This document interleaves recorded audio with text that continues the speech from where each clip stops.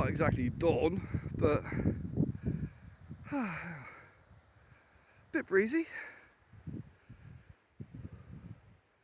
6:30 in the morning.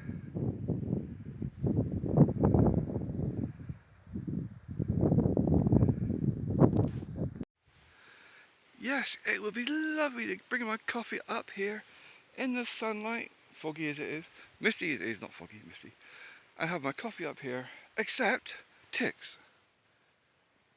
It's not paranoia, there are ticks here. And I'm well aware that the ticks you've got today are descended from the ones that are genetically engineered in Plum Island. That's a fact. They're designed to create things like foot and mouth to promote American sales. So, no, coffee, hammock.